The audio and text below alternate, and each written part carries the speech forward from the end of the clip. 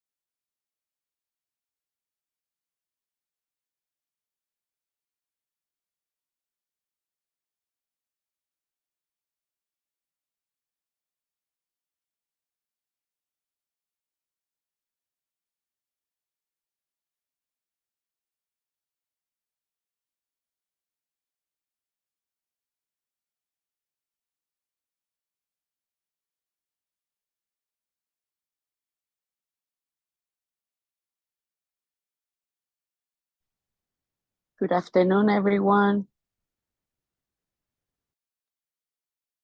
Hello, Dalia. How are you, Orlando? Good, thank you. Good to hear your voice. Thank you, Orlando. How you doing? I saw some posters from you. Well, right now, I'm having the same treatment that you saw that I post. It's a treatment to get better my immune system. You know, we've been having some troubles with the transplant afterwards, and it's not because of the cancer or anything. It's just because it's something called graft-versus-host disease. But I'm fine. I'm fine, Orlando. I went to Japan for a while. I Yeah, you saw went my to visit your granddaughter. son, right? Yes, I saw my granddaughter. Yeah, that's good. That's So yeah. I found out that I'm getting old. I couldn't keep up with her. Yeah, it So happened, right? yes, yes, yes, yes. So we are here in the meeting. Yes, good, good, good. It's a very important meeting with all these changes. How is everybody I'm doing?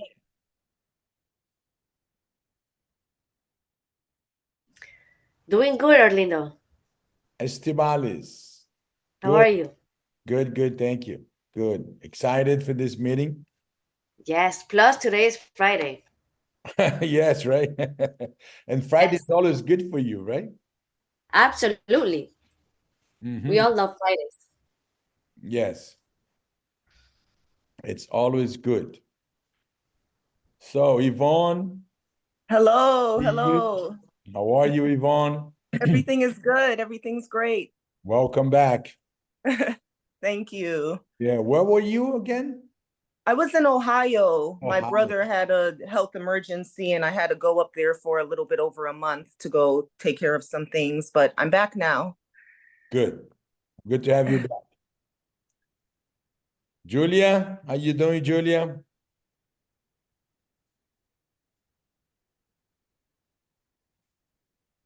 Solange, this Hi, how are you? I'm doing good, great. Thank you. Thank you. I'm here. you came around. Hi, Hey, hi Julia. everyone. Hey, Hello. Solange. Hi Arlindo. Hello. Mhm. Hello, Hello. hello. Nice to hear everybody. Yes, Lana.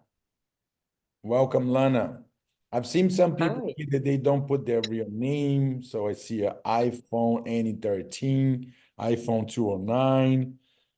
So I don't know who you are, but welcome to our meeting. And we do have, concerns of things that is going on. Let me just put this thing here. Give me a second. And then we can start talking.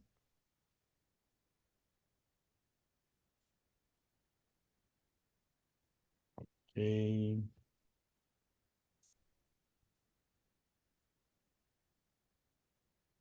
is here.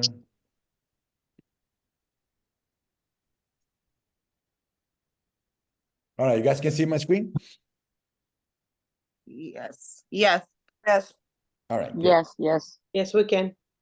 So we know that we have some change, and you're being in our meeting last time. John was explaining very well all the situations, but also there are many people out there making comments, and it brings us back to we don't know exactly what is going on, what's going to happen to the market, what will be my position in our industry. So that's why I brought this thing together. And one of the reasons is because I'm always trying to be ahead of things to help you guys to also be ahead of things. And the other thing is that I was teaching at Gold Coasting on the first day of class, 50 students. The question was, what is going on with the NAR and what can happen? So I based all my classes on this situation here. And then I said, you know what, that's a very good points to bring it to our meeting. So then I put this meeting together so we can all realize what is going on, getting our opinions, right? And then you form our opinion based on facts and not form our opinions based on rumors. Okay, so let's start it. So let me put this in here. Okay. Now, negative news about the NAR settlement. That's what we hear. I open my social medias, and there's a bunch of different people talking, and some of them having negative comments about it, and some of the people creating new strategy. And that's what we're gonna do, is see what is going on and create strategy. Moment, guys, for us to ensure that we will continue to be successful in real estate is to create a strategy now, not after middle of July, but creating our strategy now. And this is something that we're also going to be talking today. So majority of the people talking about it, they don't have a clue of what is going on, or they just don't know what to do next. So that's basically all the comments that we have out there. Mostly of what they're saying is based on scarcity and fear.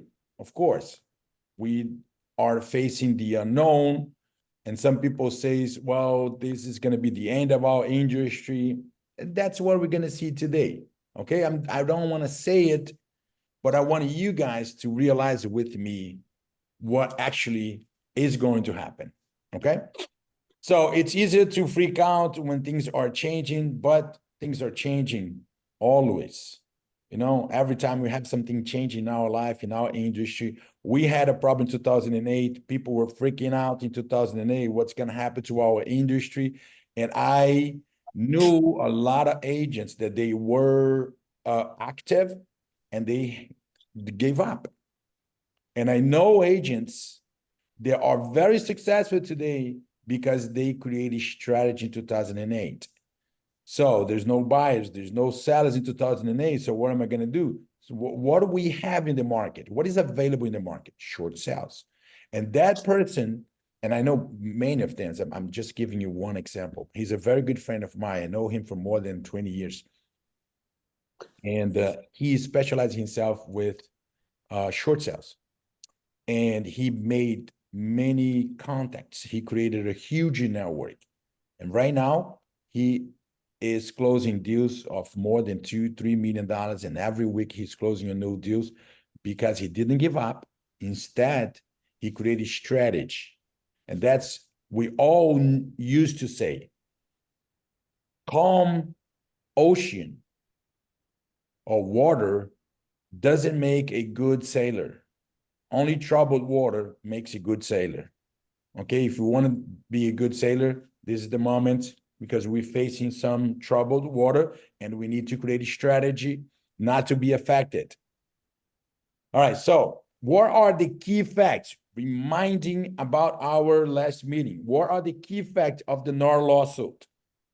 Number one, compensations can not be shown on the MLS. It's moved off the MLS. So today, when we go to the MLS, we scroll down and then you see brokers' compensation, 3% to 2.5%. That field will be removed. And we're going to have to give the buyers a representation agreement. We don't know exactly how that agreement is going to look like, but it's basically saying that the buyer has a representation with an agent. That's basically all the changes, okay? Compensation cannot be shown on the MLS, but we have other ways to show a compensation. When you represent the buyer, you need to give them a representation agreement in writing. Now, what do we know for sure is that all of those two rules has nothing to do about sellers not contributing with buyer's broker compensation. So buyer's broker compensation, they can still offer compensation, sellers can still offer compensation to buyer's brokerage, but they just cannot put it on the MLS.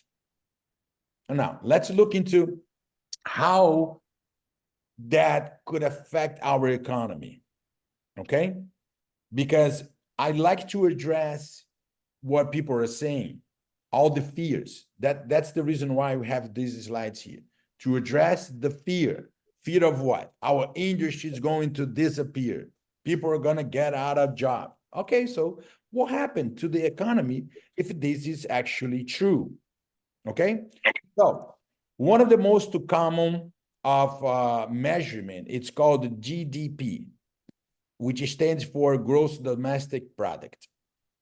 It is often cited in newspapers, on the television news, and in reports by governments, central banks, and business community. It has become widely used as a reference point for the health of nation and global economies. So why did I bring this here? And one thing that I want to point to you guys, I'm going to go very slow on all these slides because it's very important. I don't want to rush into that. And if you guys have any question, please write down, right? Write down any points that I pointed, write it down. At the end, we're going to have a time so everybody can address their questions, okay? So why did I put that GDP? To explain you what GDP is. Because of this, the real estate has been and remains the foundation of wealthy building for the middle class and a critical link in the flow of goods, services, and income for millions of Americans. According for nearly 17% of the GDP, real estate is clearly a major drive of the U.S. economy.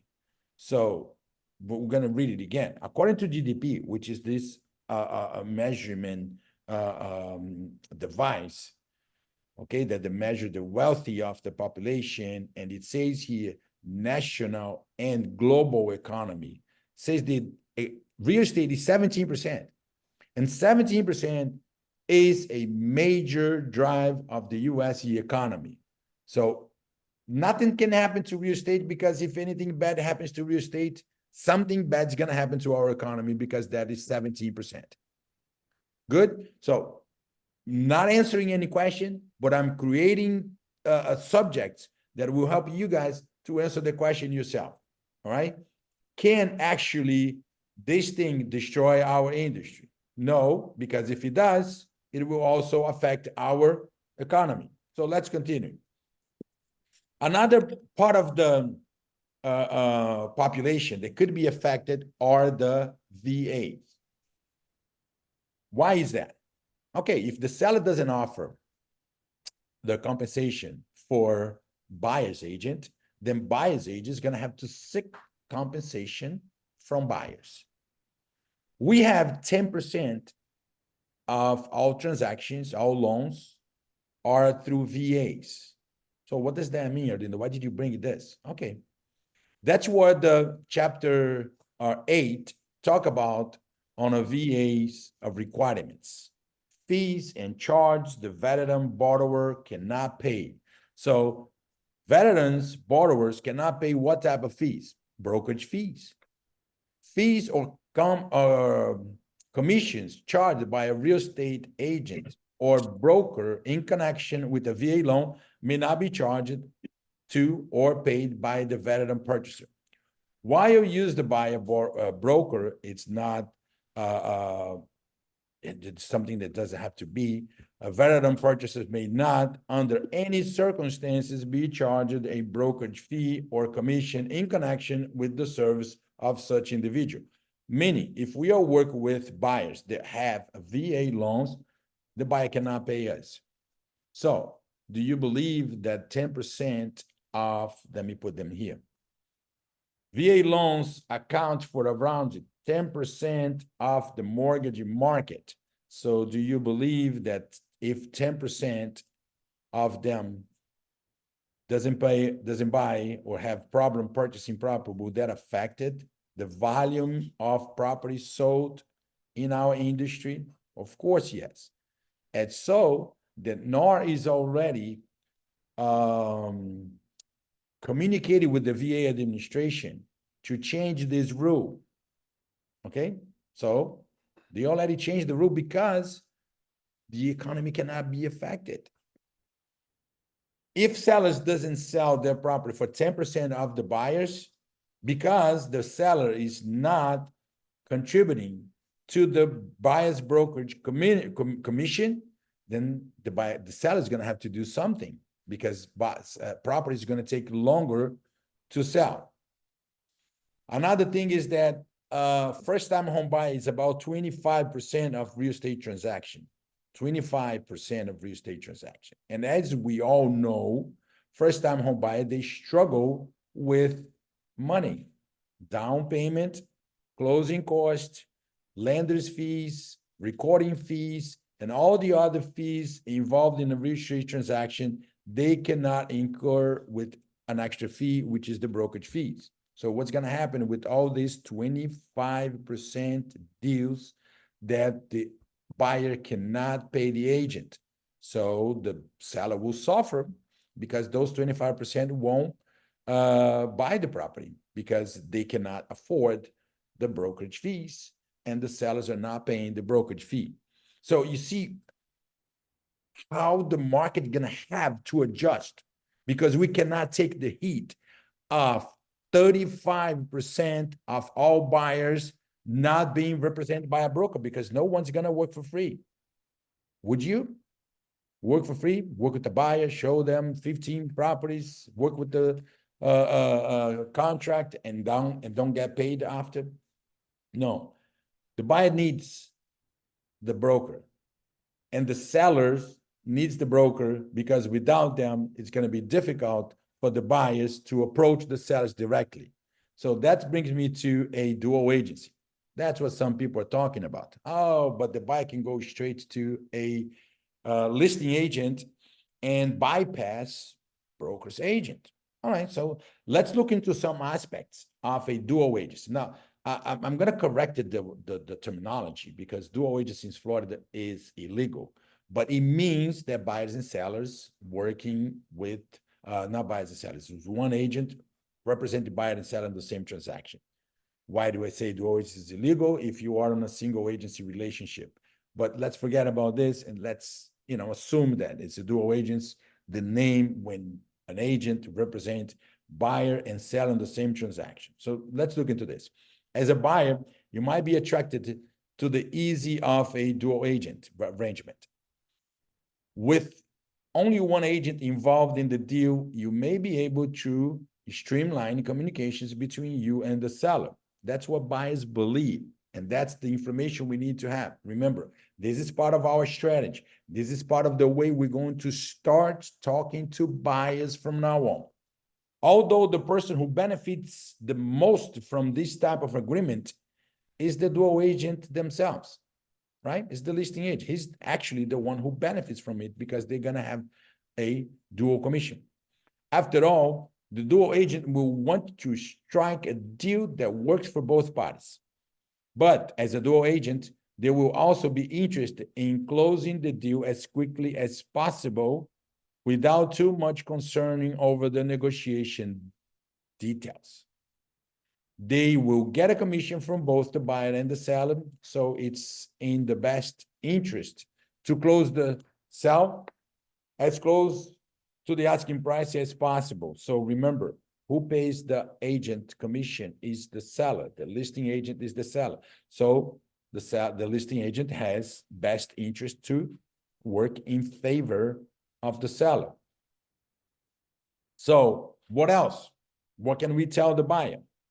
Misaligned interest between an agent and the buyer, because the agent commission is based on the sales price. A dual agent may not be inclined, so the listing agent might not be inclined to help the buyer to negotiate a better price because it will affect his commission. Misaligned interest between the agent and the seller. Although the agent and the seller wants to get the best price, the agent may feel pressure to close the deal more quickly in favor of the seller. Conflict of interest. Dual agents could give advices to either side that they represent, creating a conflict of interest. Okay, so those are the information we need to have in order to talk to buyers that will tell you, what if I go work directly with the listing agent?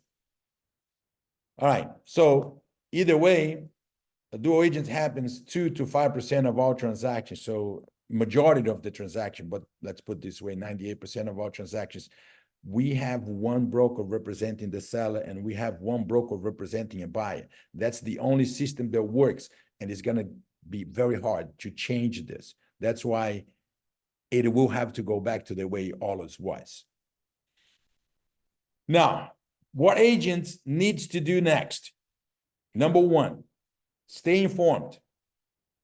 Closely monitor the developments of NAR lawsuits and its impact to the industry. You have to keep being informed, not through rumors, okay? I'm going to keep creating those meetings to keep you guys informed about all the changes, okay? And also helping you guys create a new strategy. 2, embrace change. Approach the evolving landscaping with an open and innovative mindset. So that's what we need to do. I've seen people say, oh, it's going to be so difficult, I'm going to find another job. No, you're going to have an open mind and be creative to put yourself ahead of the competition. 3, adapt your business, which is the most important thing we're going to see right next. Be proactive in adjusting your service pricing and strategy to stay relevant. Okay, so then I took this, adapt your business, and I could put a few things here for us to take in consideration. Number 1, it's how to sell your services. 2, which information is irrelevant to a buyer. 3, which information is important to a buyer? And what makes you better than other agents? So I've been in business for many years. And one thing that I'm always watching is the way the agents advertise themselves to buyers, especially. If a buyer comes to you and say, what makes you better than the other agent? And the answer that they give is that I'm going to fight for your interest and I'm going to negotiate better price. This is actually not a very good information to the buyer. It's not a very relevant information because that's what everybody's going to say to them.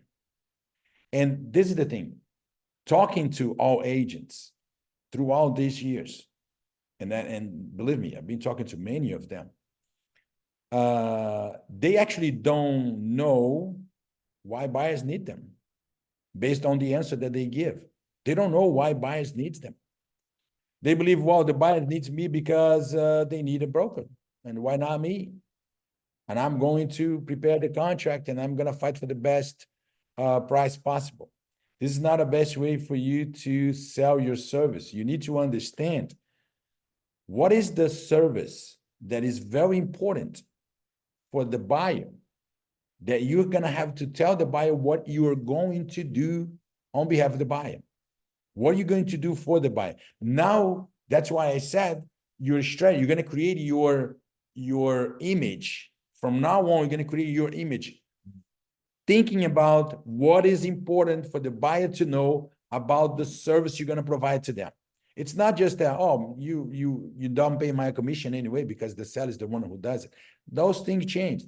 Maybe the seller will continue paying the commission, okay? But that's not a reason why a buyer needs you. Oh, because my service is free to you. Guys, you might be familiar with all the things that I'm saying. Maybe one of you use it, or maybe you heard someone using it. Well, once my service is free to you, so why not having me work on your behalf? So this is what we're going to be talking about now. How are you going to present the service, the quality of your service to your buyer? And then we're going to think about it if those things are important. And if the buyer doesn't have a broker representation, who's going to do that service to them? So let me stop here the sharing, and I'm going to share this other screen with you guys.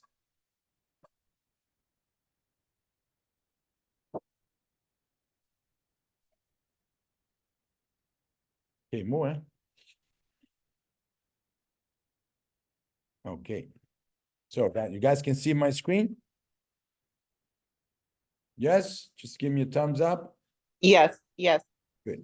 Yes, This yes. is the as-is contract. And there's something Yes. that we don't explain to buyers, because basically what we explain to buyers is what I told you before. Now, these are the things that we actually should be telling the buyer that we're going to do for them. And every item that I pointed, now you're going to tell me if it's not a buyer's broker, who's going to defend the buyer on those items? So let's start with the first one. So we got the as-is contracted that in general is the buyer's broker who prepared. So number one item is who is holding the escrow. So we, as buyer's agent, we choose the title company. And because we know John and we know John is very honest, and then John will fight for our buyer, so we choose John, right? And the John is the one who's going to hold the escrow. Now, if the buyer has no representation or the buyers work with the seller, then who is going to hold the money? It will be the seller's attorney or the seller's title company. Is that actually a good fit to the buyer? I don't think it's a good fit to the buyer. If anything goes wrong, he doesn't have any title company working on his behalf. Okay, so who is going to hold this? So let's continue to the next one. Now, the closing date. The closing date, we try to put it on or before 45 days. We always trying to protect the buyer, especially if it's a financing, because we know it's not going to close before 45 days. So we try to push it for 45 days so we don't have to ask for any extension. Now, if the seller is the one preparing the contract, he may not put 45 days, he may put 30 days. And who is going to request the seller an extension if the buyer is not ready to close? Are you thinking with me? So this is good for you when you sit down with the seller, bring a contract and show those items to the buyer. So if the bank is still not ready to close the deal, who's going to request an extension to the seller? Because you're not being represented by an agent, right? So another part of this is the assignability, especially for foreigners.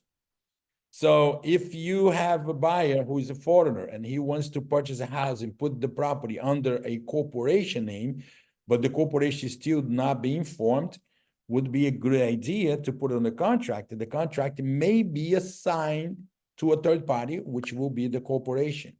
So who's going to have that conversation with the buyer, especially if the buyer is a foreigner, right? Who is going to have that conversation? Who is going to choose that the buyer will be able to assign the right of this contract to a third party? Another thing is that if you don't put a check mark on this box on line 89, if the buyer doesn't get approved on the loan, the buyer loses his deposit because you did not determine that this contract, we're going to read it together, okay? This contract is contingent upon buyer obtain approval on a loan. Meaning, if the buyer doesn't get approved on the loan, then the contract becomes invalid and the buyer can get his money back. So who's going to put a check mark here? What if the seller doesn't put it? Then put in risky the buyer's deposit because the buyer doesn't have cash to close the deal. The loan was denied and the buyer cannot get his money back because you did not put it on the contract that this contract is contingent upon buyer being approved on the loan. Now, we're just at the beginning, okay? So if you make the difference when you talk to the buyer, starting now, you will see that you're building a reputation along the time. And then when middle of July comes, you have your place in our industry. All right. Better set than will be done so far. Now, think with me, and this is a good food for thoughts. Have we done it before? No. We're so sure that the buyer needs us for fighting for a contract, fighting for the price. We never explain anything to the buyer. We just get the buyer and show properties. Things changed, and whoever creates a strategy now will be ahead of everybody else that is thinking that our interest is going to go down. So let them thinking that it's going to go down while we still remain on the top. Okay? So let's continue. What other part of the contract is important to the buyer? The inspection period. We try to request 15 days. That will give the buyer an exit window. Why is this so important? Because I've seen agents, they never read the contract. They don't know what it says here. What is important about the inspection period on this contract? It's here. If buyer determines in buyer's sole discretion that the property is not acceptable to buyer, buyer may terminate this contract by delivering written notice of such election to seller prior to the expiration of the inspection period. If buyer timely terminates this contract, the deposit paid shall be returned to buyer. Now, if we don't create that thing, the buyer won't be able to cancel the contract for whatever reason. Now, I had many situations that this was very useful. Number one, because the inspection came back with many problems on the house. So the buyer didn't want to buy it. So then the buyer has time to request the inspection, receive the report, analyze the report, and selected his decision either to continue or stop. So who's going to determine how many days? If it's the seller, he's not going to put 15 days.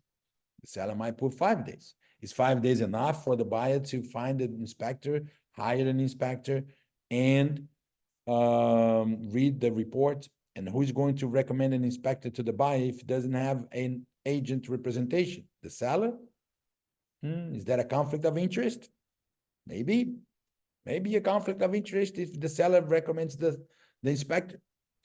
I remember I was in one property doing inspection. And the buyer was the one who chose that because the buyer is an investor and he already bought like 10, 15 different properties. And he always used the same inspector. That inspector came to me with his business card and he said, Arlindo, the advantage of using my services is that I will give you the report that you needed. If you're representing a buyer and you need to fight for a better price, I will find problems on the property so you can request discounts. If you represent your seller, I will hide all those discounts.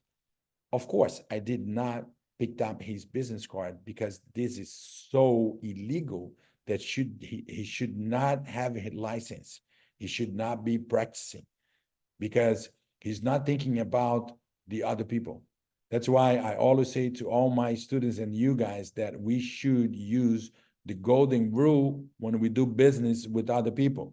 Golden rule means do to others like you wanted them to do to you. But the reason why I point that is because there are inspectors like this guy out there that might, serve a different purpose. So this is another point that you should put to the buyer. Let's continue.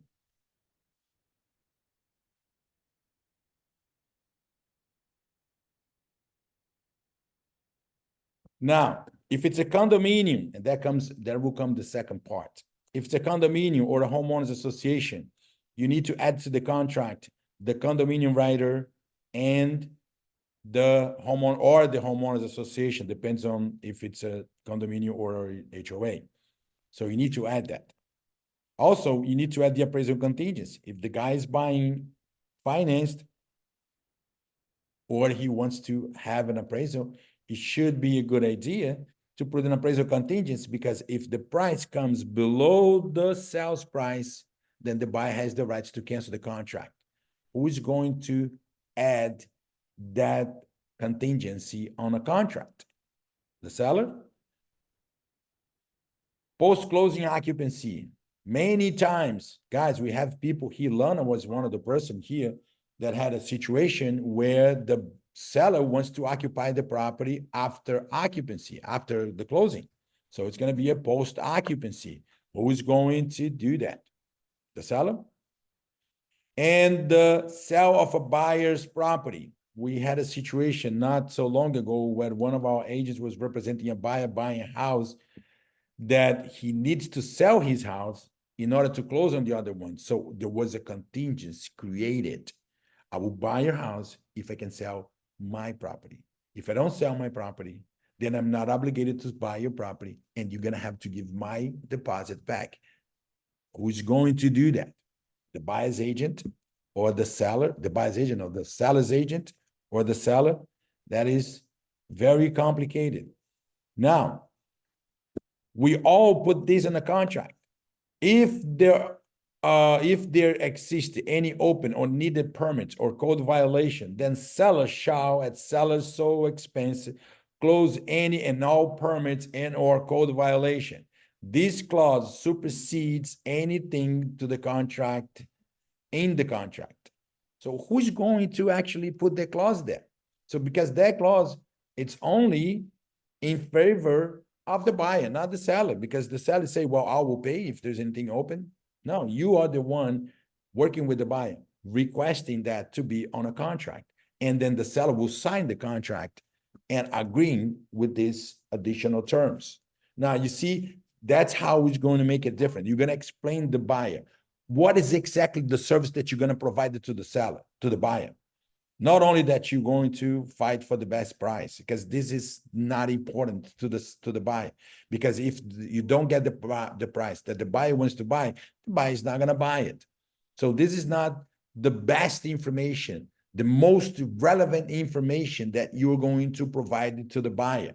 Those are relevant information that will prove the buyer that he needs you. That will create your reputation. Okay? Now it comes another part. Remember that we put here the condominium writer. So let's open the condominium writer. Can you guys see my condominium writer? Yes. Good. So the condominium writer,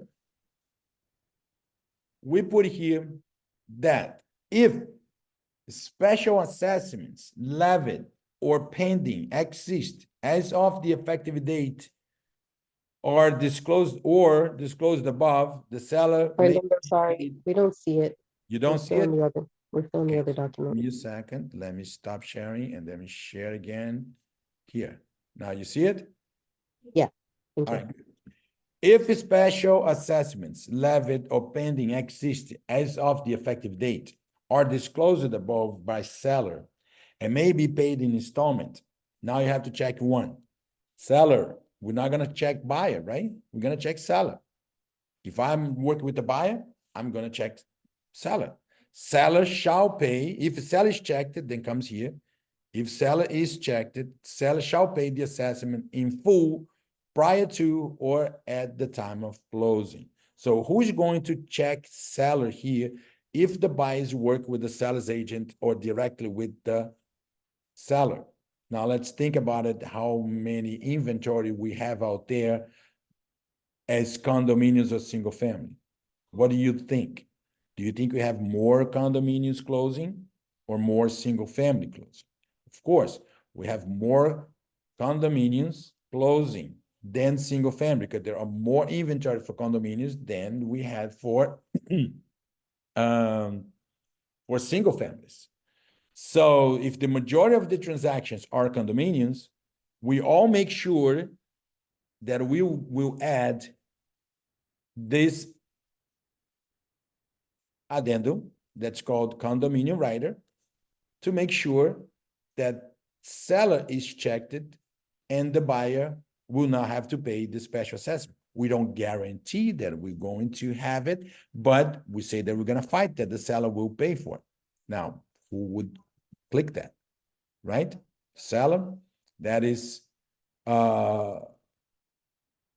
very difficult that the seller or the agent represent the seller will put a check mark on that. Now, you guys following me? So you know that the industry, we still need the buyer's agent. If the buyer doesn't have the money to pay your service, then the seller won't be able to sell the property. And then the seller is going to have to understand that it's important to pay for the buyer's broker commission. Okay? And now you know how you're going to put yourself ahead of all those other agents that they are not doing this. They're still in the past, thinking that just going to tell you that I will protect your interest and then I will fight for the best price and you don't pay my commission is the best information that you can give to a buyer. Now you understand that those are not the best information. Now you can actually prove the buyer that your service is worth the money. Okay? Now, I'm going to do a pause here. If you guys have any questions, so you can ask me questions right now, and I'm going to move to other things that we can do, not based on this strategy to work with these things, but how you can find deals. All right, guys, do you have any questions so far?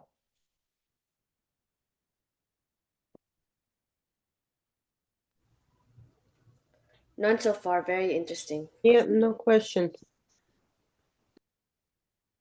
All right, good. No questions, you're going to move on.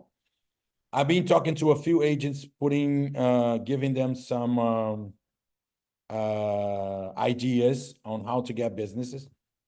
So there's two good ways to get business, okay? Number one is working with new developers. We are going to do a meeting every week, one meeting per week about new developers. What is the good thing about it is because you guarantee 5 or 6% of the commission. Of course, you're going to have to promote all those products. We need to have products to present it to potential buyers. Okay? So these deals with the developers, it's not being affected, and it will not going to be affected by this NAR lawsuit. This will continue being the same way it was, and the only thing you need to do is go find the buyers. Of course, you need to, as I said, promote the product. Now, I'm going to show you a few things that you can do.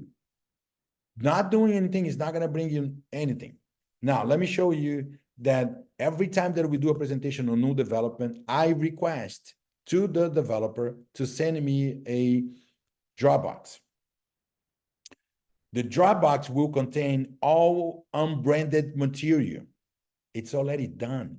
Brochures, videos, everything is already done without any name, phone number, or anything. That's why it's called unbranded material.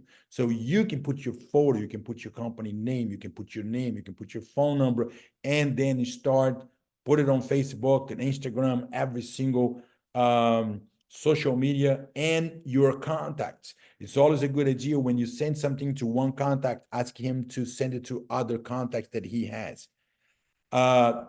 It's not, it's very common that you know people that is part of a group chat that you're not.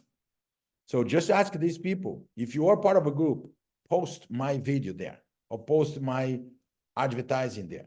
So that way they will be spreading the advertising you're doing. So let me show you one, quickly one about Nomad. We've been in Nomad. Julia, you remember that we've been in Nomad? You're the one who actually gave the idea.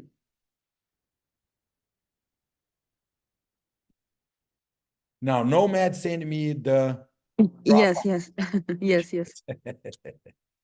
Okay, so here it is. Look, Nomad. You see Nomad? They send me. Arlindo, sorry, you're not sharing. You don't see it, right? No. Hold on, let me share. Okay, good. Now you can see, right? Yeah. Okay, good. So, Nomad, they send me brochure. Some of them, let me tell you one thing. Let me show you this one here. Sun Ridges. Sun Ridges. Fact sheets.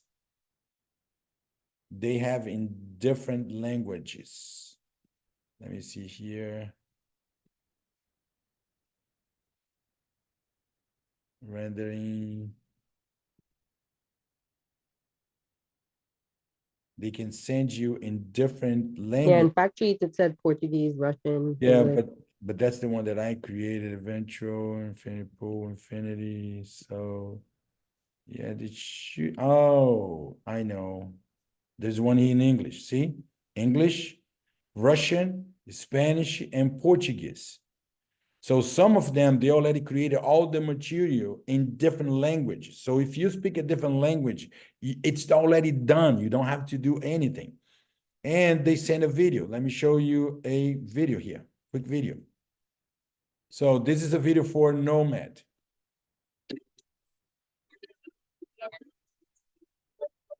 I'm not gonna go through all of this, but just for you to see.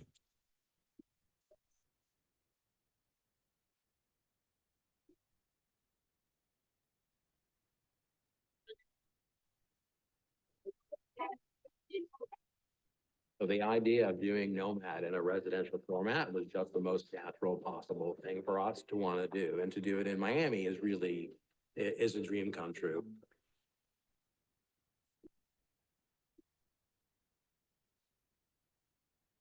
One of the things we have in common, around 15,000 square feet. And I think we'll attract people from all the neighborhood around. The inspiration for the Nomad residences in Wynwood comes from the neighborhood itself. Wynwood. That starts right away with the architecture by architect Hanukkah. There's a real flair and power to the building. It's a no-brainer for me. But when we come up with a concept for a nomad, there's always a narrative on who is a nomad. All right, so as you can see it, they will send us material, including videos, and then you can post this video on your YouTube, post it on Instagram.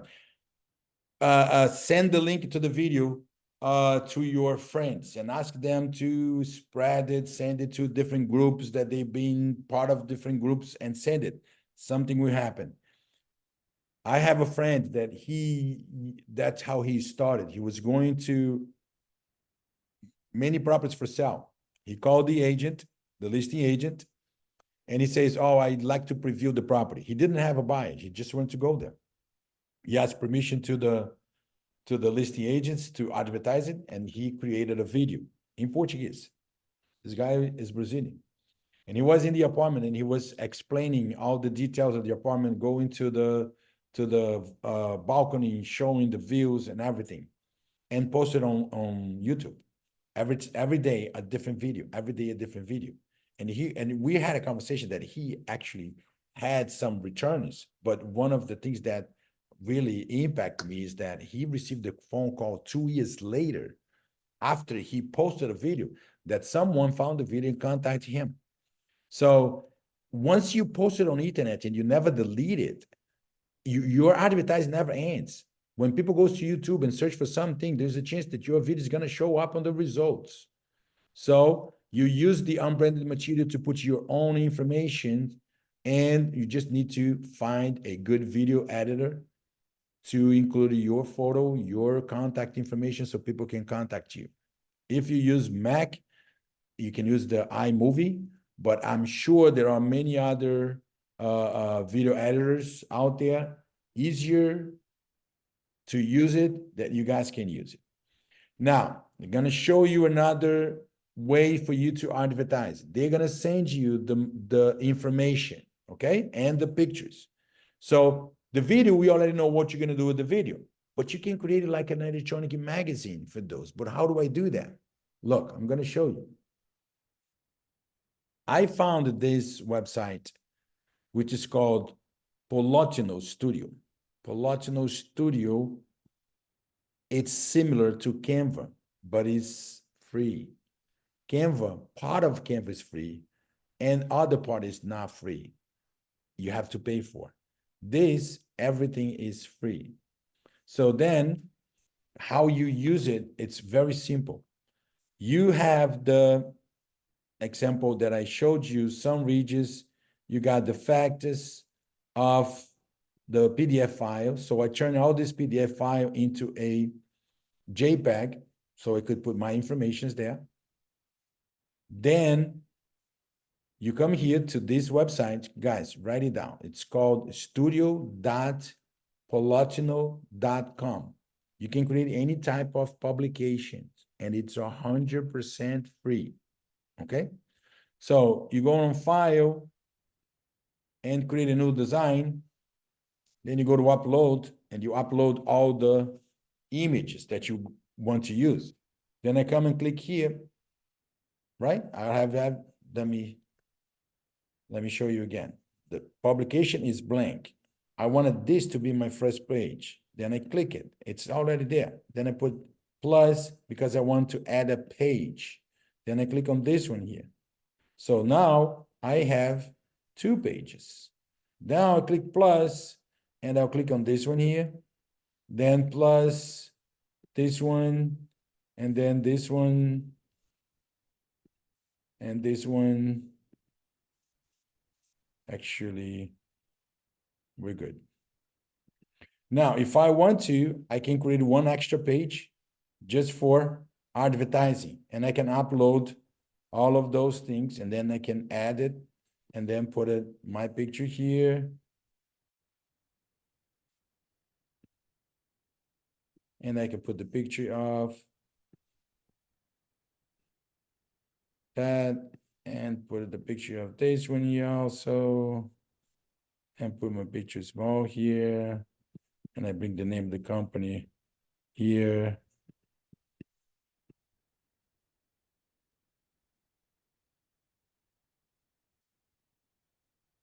Make it smaller.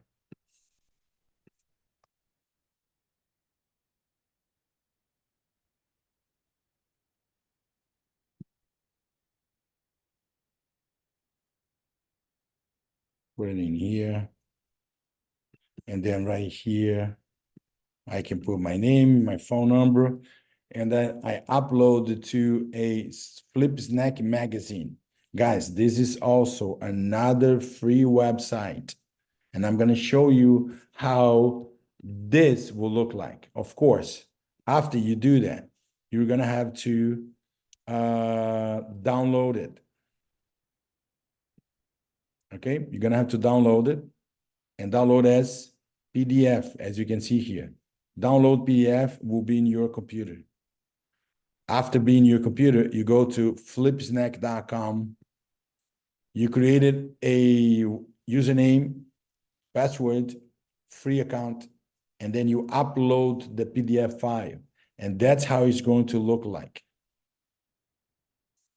Okay? This is how it's going to look like. You can see it? Can you guys see it? Yes, we can see it. I can see it. All right, good. So click on the pages, and I'm turning the pages, turn the pages. Does it look professional or not? Yes, amazing. Very professional. Now, this is what you do. I'm gonna close it here. This is the link for my magazine. You just copy.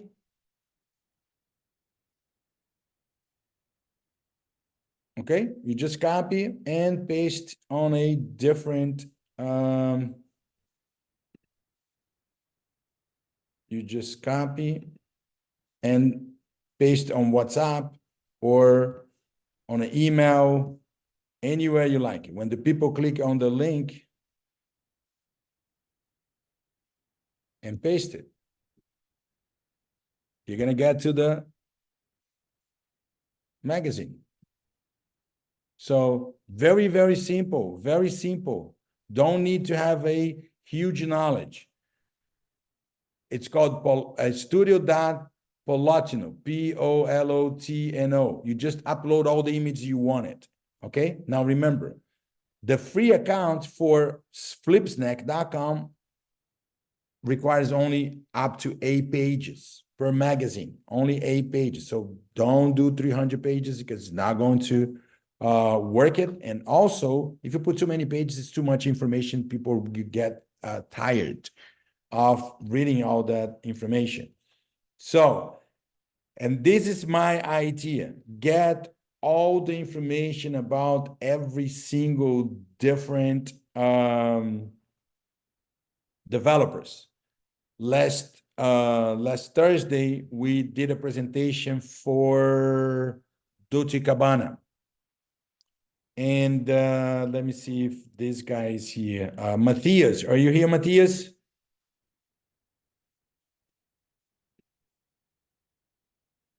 So Matthias is helping me to schedule a presentation with other developers, okay? So every developer that we do the presentation, either going to be through Zoom or we're going to go to their sales center. They're going to send me the Dropbox, and then you get the Dropbox, and then you do this. Put your information, put your phone number, and then copy the link and start sending to everybody.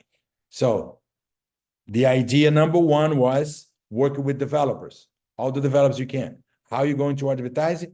Get the videos that the developer is going to send it to you unbranded. Put all your information and start sending. The other thing you can do is use the studio to create your PDF file with all the informations, and then use the Flipsnack to create the electronic magazine, copy the link and send it to everybody. Okay, I'm gonna put a pause before I go to my next subject. If you guys have any questions about these things, guys, any questions, please. And I'm taking time. Hi, Alito. This is Diana. How are you? Good, thank you, Diana. How are you? Good. I'm sorry, my camera is acting a little crazy. So, I wanted to ask you. So, you can actually use this collateral. Do you have to sign papers or any particular No. permission to use this stuff, or how does it work? No, it's unbranded. That's the reason why they wanted you to use it, because if Got it. we don't use it, we cannot help them to sell it. Got it. This is beautiful. What a great idea. I love it. Yes, that's awesome. You have the video, which is already done. You don't need to do anything about it. Just add it to put your contact information. And if you want to have any material like this, like an electronic magazine, you just need to use the studio and the Flipsnack. So write down the website for Flipsnack. It's called flipsnack.com. And the free account will give you, I don't know how many numbers of magazines, but the maximum number of page per magazine is 8 page. Okay. So any other questions? No? No, thank you. I'll move on to my next one, which I've been working with like 5 different agents on this thing here, which is the feasible. Guys, you gotta remember there is no way to make money sitting down without leaving our comfortable zone. There's no way, there's no way. I don't think there is any type of job that does that. If you know, please let me know because I need one, okay? Any easy job that will make me a millionaire, I'm taking it. But I don't know anyone who does that. Any job that will make you a millionaire or make you make money, and you don't have to put any effort. We need to work, okay? And the feasible is one good way to work. Now, the idea that I'm working with these people here, and I've seen other agents already being successful, is not to call them and solicit for the listing. It's to call them to ask them if you could do an open house. All right, so let's think about this idea. First, I'm going to go here and I'm going to choose the area I want to work. Let's say I want to work on 33179. Search. Here are all the properties listed on for sale by owner on 33179. So I'm going to get this one here. And here says contact owner. I'm going to click on it. And this is the name of the owner. But it has an ID, so it doesn't have a phone number because this one is to be contacted through emails. So we go to a different one.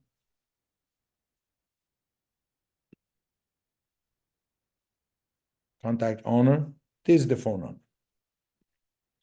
Okay, so he's is what my agency is already doing and being successful with this. First questions. Would you be willing to cooperate with my commission if I bring you a buyer? They're all going to say yes. Well, if one or two says no, hang up and go to the next one. But in general, they know an agent won't bring a buyer if they're not compensated for it. So they will agree to give you compensation. So, Mrs. Tammy, this is Orlando Machado. I'm a real estate broker. And the reason of my call is to know if I bring a buyer, would you be willing to cooperate with my commission? Oh, okay, Lynn, if you bring me a buyer, I'm not signing any exclusive listing with you. I said, no, okay, don't need that. I just need to be compensated if I bring a buyer. No, Lynn, it's okay. If you bring me a buyer, I will pay you a commission. All right, are you willing to sign a document that says that if I bring a buyer, that's all it's gonna say. It's not a listing agreement or anything. All right, good. Now, I want to sell your house fast. I want to help you to sell the house fast. I want to be working with the buyers and you know, maybe they don't like your property. I wanted to be work with buyer that really sees your property, they like your property. So I want to help you to sell your property faster. Would you be willing to allow me to do an open house in your house on Friday, on Saturday? How does that work, Orlando? So I'll do all the advertising. I will do a refreshing. I will bring a refreshing to your house. I'm going to go one day before, knock on doors, inviting all the neighbors to come to the open house. And on Saturday, starting at 9 o'clock, we do an open house from 9 to 1 p.m. And whatever buys that comes, then you pay me your commission. I don't think there is anyone that will say no to that because you're not charging them to do the open house. You're going to take care of all the expenses, which is not going to be much. You know, iced teas and crackers. It's not something that costs you a lot of money. And if they don't have any expenses and you are helping them to sell their house faster by bringing many different people to go and see the house. So there's all benefits to the owner, to the seller. What is your benefit? Two benefits. Number one, three actually. You can find a buyer for that house and then be compensated. But you're going to receive a lot of buyers. So you can get a lead for buyers. Mr. Buyer, I'd like to know your opinion about this house. Oh, Orlando, I didn't like the house. What is the reason? I need to give a feedback to the owner. So you would help me with my job if you tell me the reasons why you did not like the property. Oh, because of this, and that. Okay, Mrs. Smith, I do have other listings in this neighborhood. And would you like me to send some other options that meet your criteria? Oh, yeah. If you find anything that meets my criteria, you can send it to me. So I'm got a lead for a buyer. That's one very important thing. So I already got two reasons to do the open house. Number one, to find the buyer for that house, which may not happen. Number two, to get buyers for different houses. Number three, to get sellers. Because I'm going to go one day before the open house into the neighborhood, knock on doors to invite people. I'm not soliciting anything. I just have a little flyer, small flyer that says open house, address, date, and time. I'm here to invite you to the open house. I'm here to invite you to the open house. If I knock on any door that the owner of the house is thinking about selling the house, but he still didn't make a decision about which agent he's going to give the list to, you just gave him a reason to choose you because you are doing the job. You are showing the efforts that you are taking to sell the house faster. So you are into this for 3 different reasons. Number 1, find a buyer for that particular house, find a buyer for any other house, and find a seller who still did not list the property, and they might choose you to list the property because you're showing that you're doing the work to sell the property. Okay, so there's many things that we can do to put ourselves ahead and put business and money in our pocket. Sitting down in our house, just with the remote control in our hand, it's not gonna bring money. Okay, so and also being dismotivated and frustrated and fear with what's gonna happen. Also, it's not gonna change our future. We need to embrace the challenges and change whatever needs to be changed to be ahead of the market. So things are going to happen, not now, in 2 months from now. So we do have a time to create our image, to create our reputation, and I'll let you start making money with these 2 ideas I gave you, which is new developers and for sale by owners. All right, guys, I'm gonna open for questions. If you don't have any questions, I will end this meeting. Do you guys have any questions? No, this was a pretty good meeting. I enjoyed it. Great. Thank you, Yvonne. Yes, it was a great meeting, Arlindo. Thank you. Thank you. Very, Thank very you, Arlindo. All right, guys, thank you. I hope you can take advantage of those things and start doing something and show everybody that fear is not going to take you down. All right. Most definitely. Thank you for being here, guys. Enjoy the rest of your day and have a great weekend. If you need anything, give me a call. Okay?